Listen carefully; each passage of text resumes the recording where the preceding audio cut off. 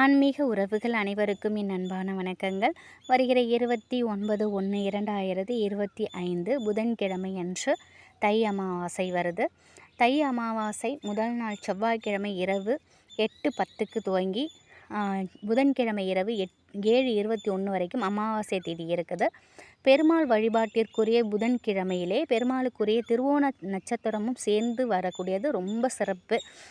இந்த நேரத்தில் கட்டாயம் காலை நேரத்திலே முன்னோர்களுக்கு திதி தர்ப்பணம் கொடுக்க மறக்காதீங்க. அமாவாசையில் வருடந்தோறும் மாதம் அமாவாசை தேதி வந்தாலும் ஆடி அமாவாசை, புரட்டாசி அமாவாசை, தை அமாவாசை விசேஷமானது. அதுவும் தை அமாவாசை ரொம்ப விசேஷமான ஒன்று. அதனால் இது வரைக்கும் அமாவாசை திதியிலே தர்ப்பணம் கொடுக்கலைனாலும் இந்த தை அமாவாசை நாளில் கட்டாயம் திதி தர்ப்பணம் கொடுங்க. காலை நேரத்திலே கொடுப்பது சிறப்பு. மதிய நேரத்திலே முன்னோர்களுக்கு படையலிட்டு காக்கைக்கு சாப்பாடு வைக்க மறக்காதீங்க. அதே போல் மாலை நேரத்திலே தீப வழிபாடு பண்ணவும் மறக்காதீங்க. ரொம்பவே விசேஷமானது தீப வழிபாடு. அதே போல் அமாவாசை நாளிலே யாராவது ஒருத்தருக்காவது வயிறார சாப்பாடு வாங்கி கொடுங்க. அதுவும் உங்கள் வாழ்க்கையில் மிகப்பெரிய நல்ல மாற்றத்தை முன்னேற்றத்தையும் ஏற்படுத்தி கொடுக்கும். அதே போல் தை அமாவாசை நாளிலே நம் வீட்டில் பணம் தங்குவதற்கும் வீண் விரயம் ஆகாமல் இருப்பதற்காகவும் ஒரு எளிமையான தாந்திரிக ஒரு பரிகாரத்தையும் இந்த பதிவில் நம்ம பார்த்துடலாம். நம் வீட்டில் பணம் தங்குவதற்கு வீண் விரயம் ஆகாமல் இருப்பதுக்கு ஆன்மீக ரீதியாக தாந்திரிக ரீதியாக எத்தனையோ பரிகார வழிபாட்டு முறைகள் இருக்குது. அதில் ரொம்ப சுலபமான ஒரு தீப வழிபாட்டை பற்றி தான் இந்த பதிவில் நம்ம தெரிஞ்சுக்க போகிறோம். எல்லாருக்குமே வீட்டில் தங்கம், வெள்ளி, வைரம், கட்டுக்கட்டாக பணம், தனதானியம் அனைத்தும் நிறைவாக கொட்டி இருக்கணுங்கிற ஆசை நிச்சயமாக இருக்கும்.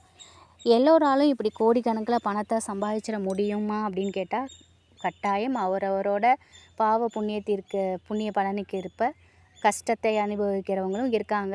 நல்ல சுகபோகமான வாழ்க்கை அனுபவிக்கிறவங்களும் இருக்காங்க. தேவைக்கேற்ற பணம் வருவதும் போவதும் இருந்தாலே போதும் இல்லையா? நமக்கு கோடிக்கணக்கில் சம்பாதிக்கலைனாலும் நம்ம அடுத்தவங்கள்ட்ட கையேந்தாமல் நமக்கு பணம் வந்தாலே அது ஒரு மிகப்பெரிய வரனே சொல்லலாம். பேராசைப்படாமல் இருக்கின்ற வாழ்வை எப்படி சிறப்பாக்கிக்கிறது அப்படிங்கிறத நம்ம முதல்ல சிந்தித்து செயல்படணும். அது மட்டும் இல்லாமல் நம்ம தேவைக்கேற்ப பணம் கடன் வாங்கணும்.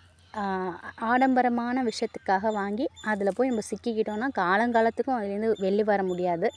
அதனால் ரொம்ப யோசித்து பார்த்து நம்ம பணம் விஷயத்திலே ரொம்ப யோசித்து நம்ம கட்டுச்சட்டாக இருந்துக்கிட்டோம் அப்படின்னாலே போதும், நம்ம கஷ்டப்பட வேண்டாம். சரிங்க, இந்த ஒரு தீபம் ஏற்றுவதற்கு என்னென்ன பொருள் தேவை, எப்போ ஏற்றலாம் அப்படிங்கிறத நம்ம பார்த்துடலாம். இந்த தீபத்தை மாலை 6 மணிலேருந்து 7 மணிக்குள்ளே நீங்கள் ஏற்றிடணும். உங்கள் பூஜை அறையில் குலதெய்வத்தை நினைத்து ஏற்றக்கூடிய ஒரு தீபத்தை ஏற்றி முடிச்சிடுங்க. ஒரு தாம்பாளத்தில் மஞ்சள் குங்குமம் போட்டு வைத்து அந்த தாம்பாளத்தில் பச்சரிசி நெல் இருக்குது பார்த்திங்களா, அதை ஒரு கைப்பிடி அளவு இருந்தாலே போதும். அதை அந்த தாம்பாளத்தில் வச்சுட்டு அதுக்கு நடுவில் ஒரு அகல் விளக்கு, நல்லா புதுசாக ஒரு அகல் விளக்கு எடுத்துக்கோங்க. அந்த அகல் விளக்கில் மஞ்சள் குங்குமம் போட்டு வைங்க. அதற்கு உங்களால் முடிந்தால் பசுநெய் ஊற்றி திரி போட்டு தீபம் ஏற்றுவது சிறப்பு. அப்படி இல்லைனாலும் நல்லெண்ணெயாக ஊற்றி தீபம் ஏற்றலாம். இந்த தீபத்திற்குன்னு இப்போ நிறைய எண்ணெய்கள் விற்கிறாங்க. அந்த எண்ணெயை தவிர்த்துக்கிறது கூடுமான வரைக்கும் நல்லது. கொஞ்ச நேரம் எரிந்தாலுமே நம்ம ஒரு நல்லெண்ணெய் அதில் நம்ம தீபம் ஏற்றுவது சிறப்பான பலனை நமக்கு பெற்றுக் கொடுக்கும். நீங்கள் இப்போ அகல் விளக்கு வைத்துட்டீங்க, அதில் திரி போடணும். திரி தான் இதுக்கு ரொம்ப முக்கியமானது. மஞ்சள் திரி, பச்சை திரி வாங்கிக்கோங்க. அதை ரெண்டையும் ஒன்றா திரித்து நீங்கள் அந்த தீபத்தில் அகல் விளக்கில் வைத்து தீபம் ஏற்றுங்க.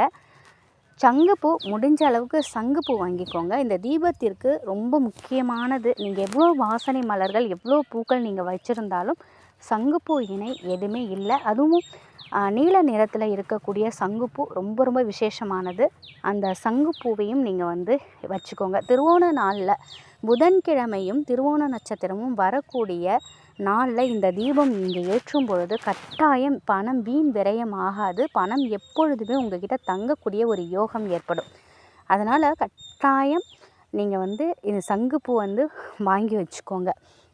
ஒரு சங்குப்பூ கிடைத்தாலே போதுமானது. அதனால் சங்குப்பூ வைத்துட்டு தீபம் ஏற்றுங்க. தீபத்திற்கு முன்னாடி நீங்கள் உட்காந்துக்கோங்க. அன்றைய நாளில் வெள்ளை கலரில் நெய்வேத்தியம் வைங்க. வெள்ளையான நெய்வேத்தியம் நீங்கள் வந்து வைக்கலாம். அப்படிங்களா எதுவுமே செய்ய முடியலைனாலும் டைமண்ட் கல்கண்டு வைங்க, அதுவே போதுமானது. டைமண்ட் கல்கண்டு வச்சுட்டு நீங்கள் அந்த தீபத்திற்கு முன்னாடி நீங்கள் வடக்கு பார்த்தவாறு உட்காந்துக்கோங்க. தீபம் வந்து கிழக்கு பார்த்தவாறு எரியட்டும். நமக்கு இருக்கக்கூடிய பணம் கஷ்டம் தீரணும்னு வீண் விரயம் ஆவது குறையணும் அப்படின்னு மனசார உங்கள் குலதெய்வத்தையும் மகாலட்சுமி தாயாரையும் வேண்டிக்கோங்க.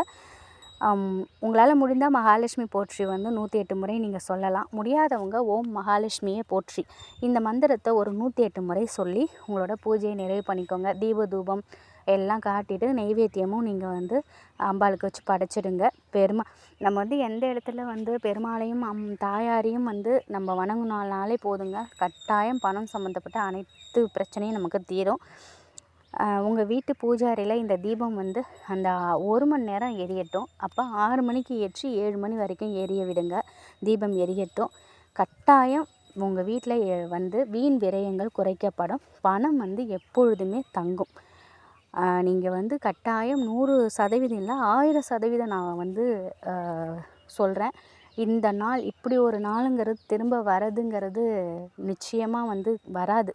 அப்படி ஒரு புதன்கிழமையில் இந்த திருவோண நட்சத்திரத்தில் அதுவும் தை அமாவாசை வர்றது ரொம்ப ரொம்ப சிறப்பானது. பொதுவாகவே அமாவாசை நாளில் பிரபஞ்ச சக்தி நேர்மறையான சக்திகள் அதிகமாகவே இருக்கும். தெய்வ சக்தியும் அதிகரிச்சிருக்கும் அப்படின்னு சொல்லுவாங்க. அந்த நாளில் நம்ம இதை செய்யும் பொழுது நிச்சயம் நமக்கு நல்ல பலன்கள் கிடைக்கும். இந்த தீபம் எரியட்டும். மறுநாள் காலையில் அந்த நெல்லை வந்து நீங்கள் காக்கை குருவிகளுக்கு இரையாக நீங்கள் போட்டுடலாம். ரொம்ப சுலபமான ஒரு தீபங்க இது. அதே மாதிரி உங்கள்கிட்ட வெள்ளி நாணயம், கட்டாயம் ஒரு வெள்ளி நாணயம் நீங்கள் வச்சுருந்தா அதை கூட அந்த தீபத்தில் நீங்கள் அந்த பச்சரிசி வச்சுருக்கீங்களா அதில் நீங்கள் வைக்கலாம். இந்த தீபம் ஃபுல்லாக எரியட்டும். அதுக்கப்புறம் நீங்கள் பணப்பெட்டியில் எடுத்து அந்த வெள்ளி நாணயத்தை வச்சுக்கலாம். அப்படி வெள்ளி நாணயம் இல்லை அப்படின்னு நினைக்கிறவங்க அந்த 1 ரூபா காசை கூட நீங்கள் வச்சு நீங்கள் பணப்பெட்டியில் வச்சுக்கோங்க.